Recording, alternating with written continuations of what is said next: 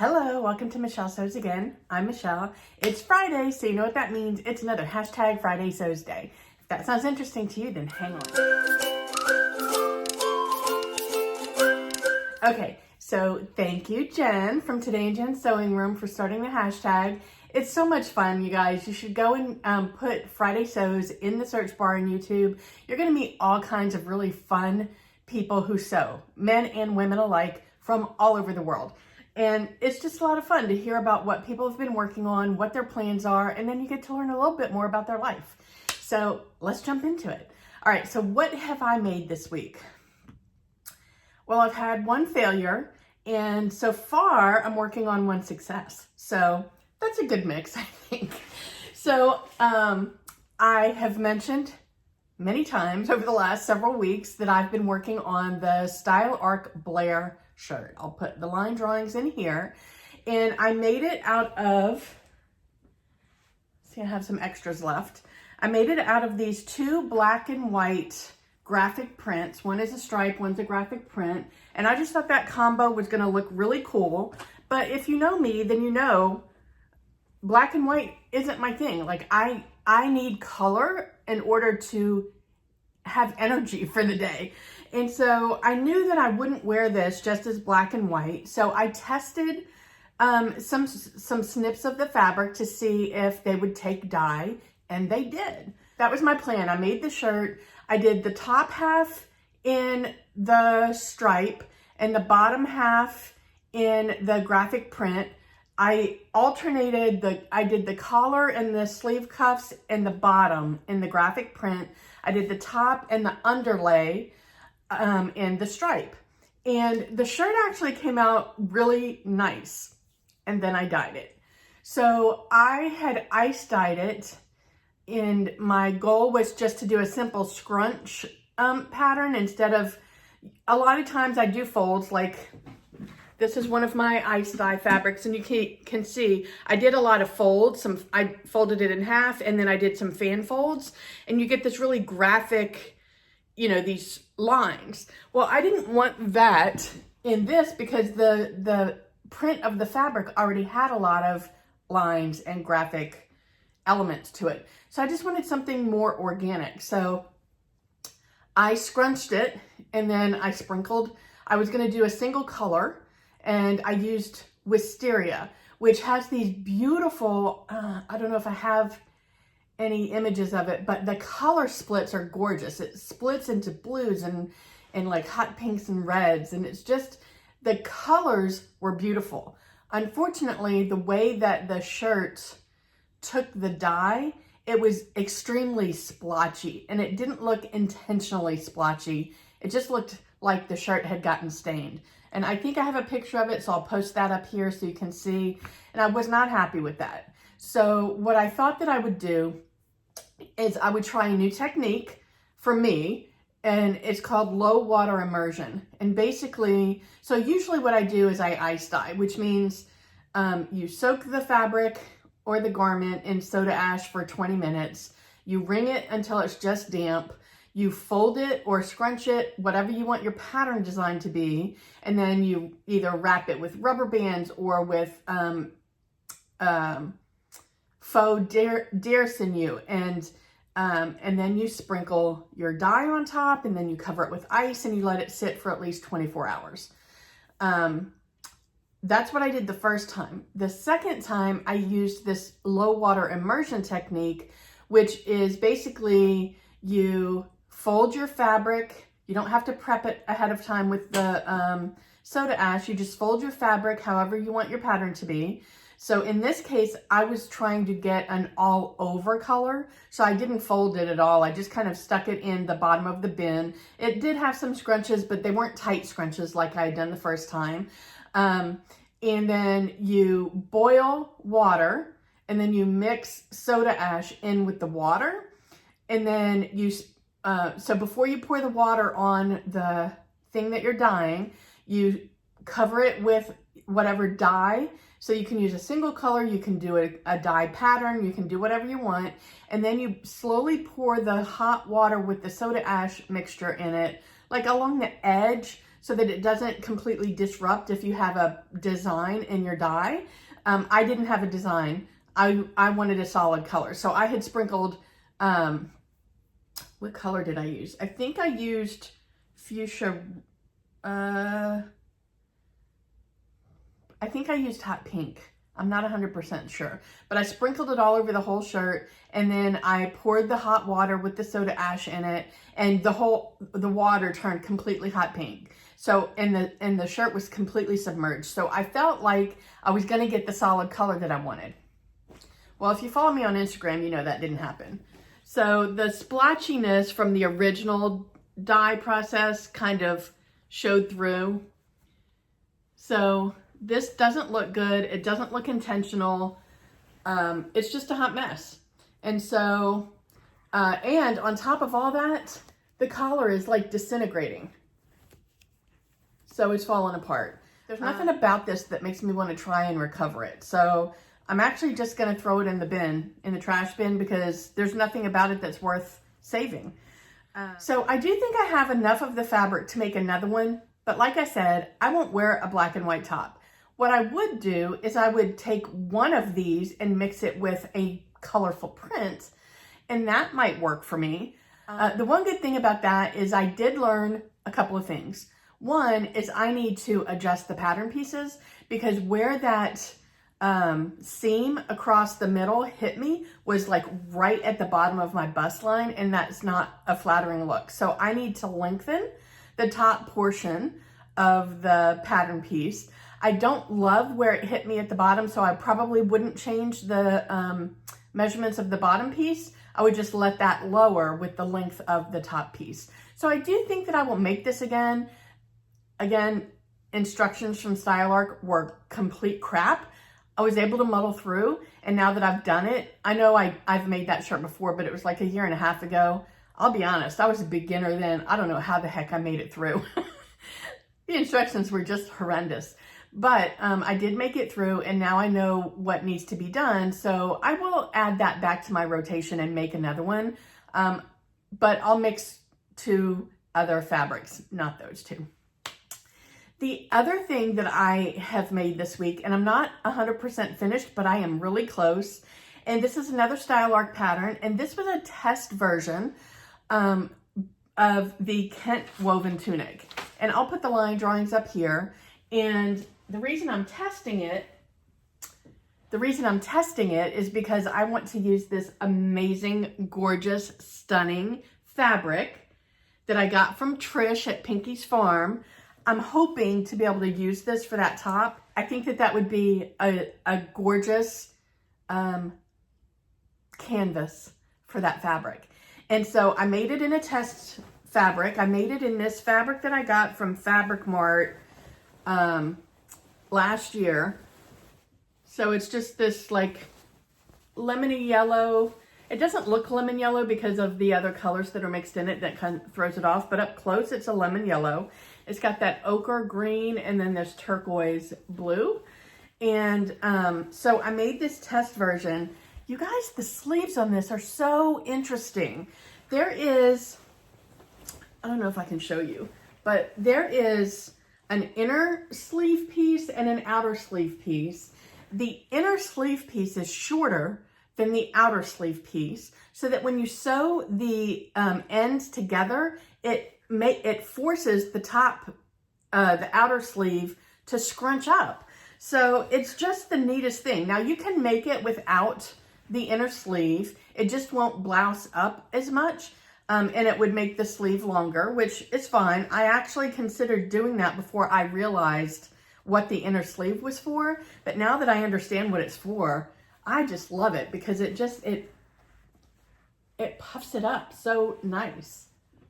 I'm not 100% finished with this, but I'm really, really close. All I have left to do is to put the buttons and the buttonholes on the cuff and to hem the bottom, and that's it.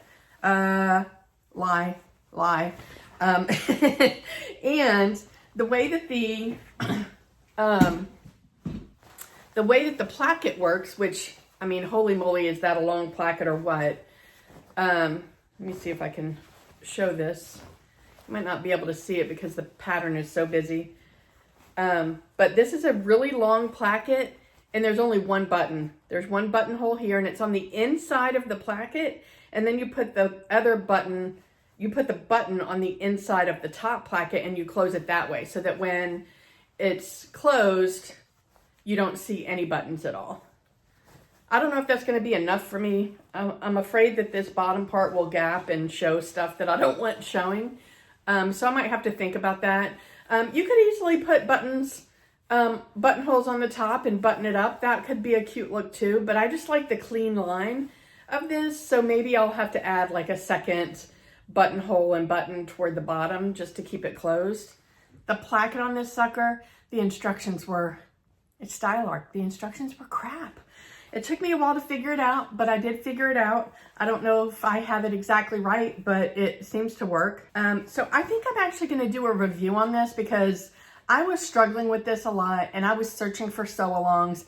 I'm not gonna do a sew-along, but I think what I'm gonna do in my review is walk you through step by step how the pattern tells you to sew it and what instructions are missing and what I was able to figure out. But overall, I love this top. Like I said, I'm going to try it on for you. I think it's a little bit big, which a lot of Style Arc patterns tend to be oversized. So I think when I make the final version, I don't think I'm going to size down, but I do think I'm going to grade the sides in. Because I do like the way the top fits. I don't think there's room to make the sleeves smaller. Even though they look really roomy, there's that inside that's not as... it's not as roomy. The inside sleeve is not as roomy. So I don't think I'd have room to tighten that sleeve up. Oh my God, I love this sleeve, you guys. I'm really happy with the way that the collar came out. It's really just a collar stand. It's so interesting the way they have you put this together. Anyway, so that's my second make for the week. I will be finished with that today. And then what's next on my sewing table? Only one thing. I need to get started on my collaboration with Sarah from Naughty Gnome. I have the pattern pieces cut out, the pattern pieces. I need to make a fit muslin. And I've said this before, I'm not going to tell you what the garment is, but Sarah and our collaboration is that we're making the same type of garment, but we're not using the same pattern. And it's a type of garment I've never made before. So I really need to make sure that it fits in the bodice. And so I need to do a fit muslin. I'm not going to do a wearable muslin. I just need enough to make sure that the bodice fits. So that is my priority today after I get off work, is cutting out. I have a ottoman full of thrifted sheets. I'm going to take one of those and cut out the bodice pieces and get that sewn up and start working on the fit. And then the rest of the week is going to be focused on making that garment. And I will give you a sneak peek. I bought some plain white linen look fabric from Joann's, and it is a natural fiber, so it's gonna be dyed, of course, because Michelle doesn't wear white. So first of all, it doesn't make me happy because I like color. Second of all, I don't know why, but if I wear white, then I spill food, period, the end. It happens.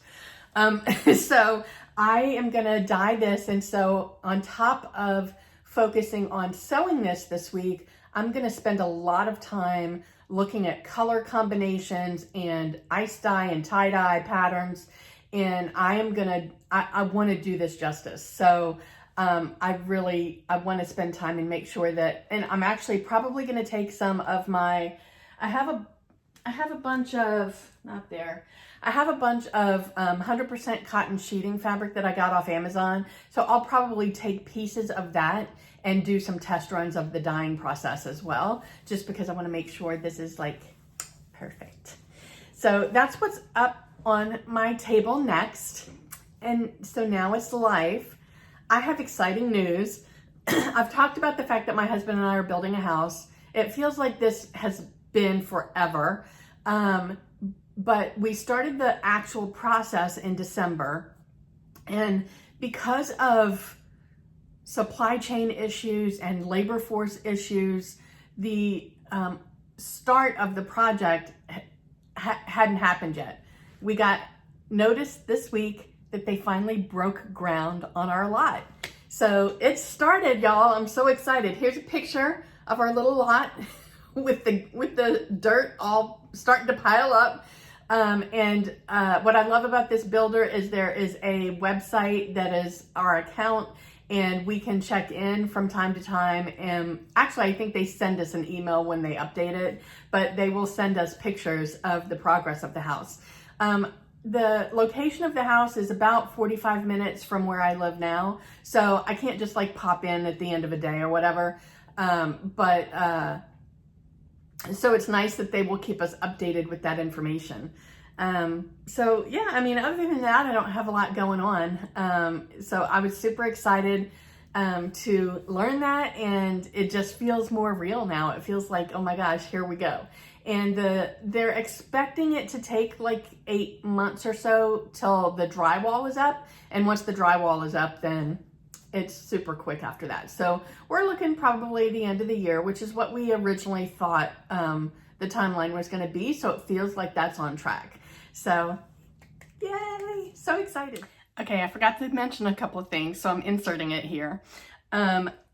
I completely forgot to tell you guys which itch to stitch patterns I bought when I did my March roundup. If you didn't see that, I'll link it up here, but it's the video I do every month where I tell you what I made for the month, what I spent for the month, and what I learned for the month.